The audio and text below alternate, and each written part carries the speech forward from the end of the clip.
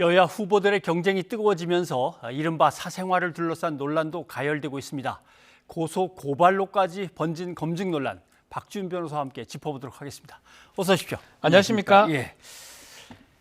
줄리벽화 얘기를 먼저 해봐야겠습니다. 뭐 여러 가지 생각이 복잡합니다만은 누가 이 사람이 김모 씨라고 얘기했냐? 그냥 줄리라고만 썼다. 본인이 아니라고 하지 않냐? 이렇게 얘기하지만 그걸 바라보는 모든 국민은 그 줄리라는 표현이 윤석열 전 그렇죠. 검찰총장의 부인 김건희 씨를 왠지 연상시킨다. 네. 또 연상해버리는 거죠. 그러면 이제 결국 인격에 명예훼손. 대한 어떤 침해라든가 명예훼손이 되는 거 아닌가 이런 생각이 드는데 어떻게 보십니까? 이 일단 벽화? 명예훼손이라는 게 뭐냐면 공연하게 사실이나 허위 사실을 적시해서 예. 이 사람의 사회적 평가라든지 가치를 떨어뜨릴 때 그렇죠. 성립합니다. 예. 사회적 평가는 뭐 신분이라든지 지위라든지 재산이라든지 여러 가지가 사회적 평가가 될 수가 있고 예. 당연히 뭐 여러 명 뭐 결혼 뭐 이런 얘기가 나왔기 때문에 사회적 평가를 떨어뜨릴 만한 얘기일 수가 있습니다. 다만 지금 이 만든 사람 입장에서 누가 그 사람이라 했느냐 인정한 거 아니지 않느냐라고 하지만 문제는 이미 김건희 씨도 자기는 줄리 아니라는 얘기도 했었고요. 했고, 예. 또 거기다가 보도가 많이 됐습니다. 그렇기 때문에 지금 말한 것처럼 많은 사람이 줄리 저 벽화의 사람을 김건희 씨로 연상하기 쉽기 때문에 예. 지금 상황상으로 봤을 때는 공연하게 사실 뭐 허위 사실일 수도 있고요. 그렇기 때문에 명예훼손죄가 성립할 수도 있을 것 같습니다. 예. 그거는 마치 조국 전 법무장관이나 그의 딸의 어떤 뭐랄까요? 한 그래픽으로 똑같습니다. 그림으로 슬쩍 연상시킨 그것도 누가 이게 그 사람이라고 얘기를 문제가 했냐라고 하지만 그럼에도 불구하고 하고, 많은 예. 사람들이 두 사람을 조국 전 장관하고 조국 전 장관의 딸로 인식하기 때문에 이것도 명예훼손죄가 될 가능성이 높죠. 예. 근데 본인은 뭐 줄리라는 것 자체 존재 자체에 대해서 자기가 그런 존재였다는 것에 대해서 다 부인했기 때문에 뭐라고 얘기를 안 하고는 있는데 네. 다른 제3자인 보수단체가 그걸 고발해도 되는 겁니까? 일단은 이 명예훼손죄가 반의사 불벌죄입니다. 반의사 쉽게 불벌죄. 말하면 합의가 되거나 처벌을 원해야지만이 처벌을 할 수 있는 범죄입니다. 예. 제3자는 고발을 하고요. 피해 당사자는 고소를 해야 되는데 제3자가 고발했으면 확인을 합니다.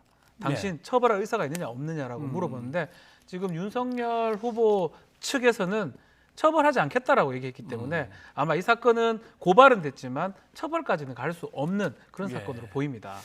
이제 언론도 지금 상황이 전개되는 게 비슷합니다. 네. 뭔가 명예를 훼손하는 기사를 썼는데 얼른 내려버리면 죄가 없어지는 건 아닙니다. 경감은 좀 되지만 그렇죠. 근데 벽화는 일단 지웠다고 합니다. 네. 중요한 부분에 대해서 지웠다고 하는데 다른 사람이 와서 확 지워버리면 그거는 주인이 자기가 소유한 벽에 대한 그림을 그린 것을 지워버렸다. 그럼 또 범죄죠. 재물손괴입니까? 재물손괴입니다. 손괴죄가 부수는 거 이런 것도 손괴죄지만 은닉하거나 숨기거나 부수는 등 그 재물에 효용을 했을 때 아하. 성립할 수 있습니다. 예. 벽화로서 효용이라는 거는 그대로 그림이 보여질 때 효용이 있는 거거든요. 그렇죠. 그걸 지웠을 때는 지금 소유자, 이 벽화 소유자의 재물을 손괴한 것으로 되기 때문에 이것도 형사처벌의 대상이 될 수가 있습니다. 예. 그리고 이제 취재 과정에서 문제가 된 게 있습니다. 예를 들면은 관련된 어떤 검사 출신 변호사의 집에 찾아갔다든가. 그래서 기자가 맨 처음에 집에 찾아가면 신분부터 정확하게 설명을 하고 그 신분을 제시하면서 취재한 내용을 그 언론사에 가져가서 쓰면 되는데 그렇죠. 명함과 방송에 나간 이 뭐랄까요 소속이 다른 거죠. 그러니까 그런 것도 문제고 그다음에 그분이 나이가 상당히 연로해서 제대로 대답을 할 수 있었을까에 대한 논란도 이제 거듭되는 것 같습니다. 그렇죠. 취재윤리 위반이 아니냐, 또 이게 더 나아가서 명예훼손죄 예. 내지 주거침입죄가 성립하지 않느냐라고 주거침입. 지금 얘기를 하고 있는데 주거침입죄가 되려 그러면 사생활 평온을 해하거나 예. 이 주거권자의 동의에 반하여 들어가야 됩니다. 그러니까 나가라 그러는데 안 나가고 버틴다든가 이런 거. 사실 예. 침해가 있다, 뭐 좀 약하다 뭐 얘기가 있지만 사실상으로 오랫동안 대화를 하는 상황이 돼버렸거든요. 그렇죠. 그렇기 때문에 사생활의 평온 침해됐다고 좀 보기 어렵고 보이고요. 사실 범죄의 목적으로 만약에 집에 들어갔을 때는 주거침입 성립할 수가 있습니다. 취재를 또 범죄라고 보기는 어렵습니다. 뭐 여러모로 명예훼손죄 부분이 될 가능성은 있지만 주거침입이 성립할 가능성은 좀 적어 보이는 게 사실입니다. 예. 신분증을 내밀었는데 그 신분증 내민 거기에 써 있는 소속과 기사가 또는 방송이 나간 거하고 다르면 그거는 그냥 취재 윤리상의 문제일까요? 윤리 문제입니다. 법이 잘못되려면 뭐 우리 예를 들어서 공무원 사칭죄 같은 경우는 예. 자신이 공무원이라고 사칭을 하면서 그 공무원의 직책을 수행을 해야 돼요. 예. 그냥 내가 무슨 뭐 장관이다, 내가 예. 무슨 뭐다 이렇게 얘기해서 성립하는 범죄는 아니거든요. 예. 당연하게 명함하고 약간 다르다 하더라도 범죄는 되지 않습니다. 이제 취재적으로는 윤리적으로 문제가 되겠죠. 그거에 따져볼 문제로 보입니다. 예. 아무튼 이번 논란으로 인해서 사실 윤석열 전 검찰총장의 그 처가 쪽에 얽혀 있는 그 사건들에 대한 추가 취재라든가 또는 추가 재판에 대한 취재라든가 이런 것들이 어떻게 보면 그냥 묻혀버렸습니다. 아직 일정이 진행 중이죠, 지금. 네.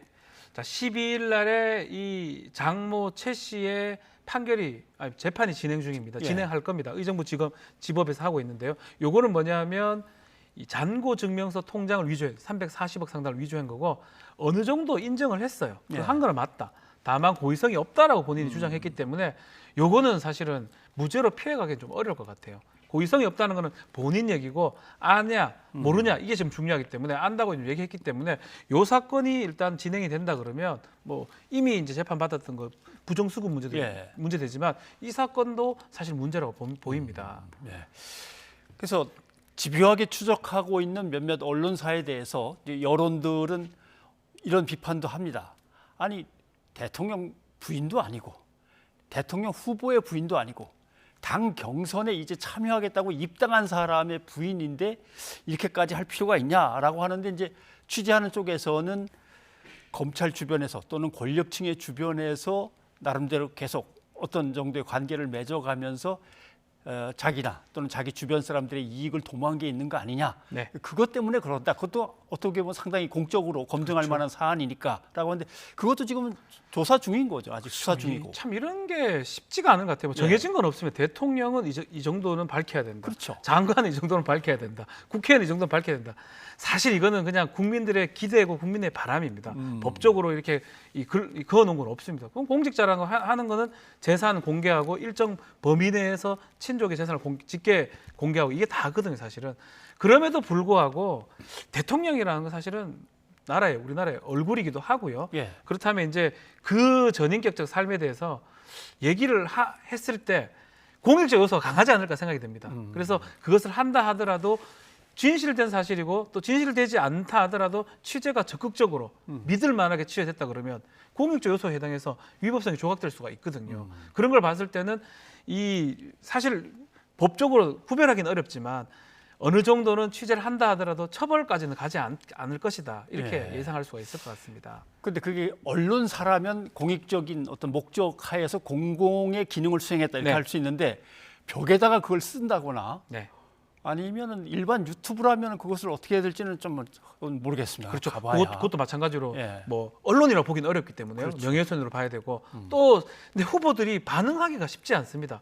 나 욕하는데 고소 고발 하면 또 그게 또 기사화 문제가 되기 때문에 예. 사실상은 실제로 법적인 쟁송으로 가는 거는 쉽지는 않은 상황이 아닌가 예, 생각이 듭니다. 알겠습니다. 자, 이재명 경기지사도 이런 거는 뭐 마찬가지입니다. 네. 사실은 뭐 가정사 때문에 욕설을 주고받는 장면이 이제 녹음으로 계속 나돌아다니는데 이거는 일단 배포 금지 처분을 받은 것 같습니다. 그렇죠. 근데 또 해외 서버를 통해서 이걸 싹 뿌리면 어떻게 됩니까? 가능하죠. 법원에서 배포할 수 없도록 파일을 지금 임시 조치를 좀 내린 상황인데 네. 이거는 지금 국내에서 가능한 얘기거든요. 만약에 해외 서버에서 그걸 한다 그러면 또 다른 어떤 재판을 걸거나 가처분을 걸어야 됩니다. 그래서 뭐 정확하게 지금 어느 정도 가처분이 걸리는지 알 수는 없지만 만약에 해외 서버에서 한다 그러면 막을 방법이 없을 수도 있다. 예. 이렇게 보입니다. 정치인이고 또는 관료고 중요한 공인이기 때문에 뭐든 검증해야 된다라고 하는데 공인이니까 검증을 받는 건 알겠는데 공인이기 때문에 뭐든 검증받아야 된다. 이거는 조금 좀 애매하거든요. 왜냐하면 네. 그동안 언론도 뭐 이혼, 별거, 동거 또 뭐 이런 것들은 잘 안 써왔기 때문에 네. 그런 거 사적인 영역으로. 근데 지금은 막 이런 것들이 좀 불거져 나왔는데 그냥 그렇다고 넘어갔다가 나중에 그게 또 사실 중요한 비리로 드러날 때가 있으니까. 2007년 대선을 보면요. 그때 있었던 일 다 진실로 드러났습니다. 어허. 그렇게 싸울 때는 거짓말입니다 뭐 했는데 알고 보니까 다 진실이고 정말 잘못된 결과가 된 거잖아요. 예. 그런 거 보면 어느 정도 검증을 할 필요는 있을 것 같아요. 예. 그렇지만 그게 지나치다고 했을 때 또 이게 또 진영 논리가 적용될 수가 있거든요. 예. 자신이 지지하는 쪽하고 또 지지하지 않는 쪽에 대해서 더 과도하게 공격하고 또 과도하게 방어하는 그런 측면이 있기 때문에 사실 법적인 잣대를 들이대기는 어려운데 예. 일단은 우리 경험상 이 모든 검증 과정이 진실로 드러난 바가 있다. 이 말씀 꼭 드리고 싶습니다. 그렇다면 언론은 떠도는 소문이라든가 그런 누구의 전원이 그런 말이 있었다가 아니라 더 사실관계를 밝히는데 더 치중을 해야겠죠. 유튜브만 못하게 소리 들으면 안 됩니다. 그렇죠. 무조건 사실관계 확인을 해가지고 더 한 발 더 나아간 취재가 돼야 되고 더 한 발 더 나아간 진실에 부합하는 얘기를 해야 되겠죠. 확실하게 사실로 드러났을 경우 이제 그때 가서 이제 고민을 좀 해봐야 되는 문제인데 너무 성급하게 클릭수를 올리려고 한다든가 하면 안 되겠죠. 예, 박 변호사님 오늘 여기까지 듣겠습니다. 고맙습니다. 감사합니다.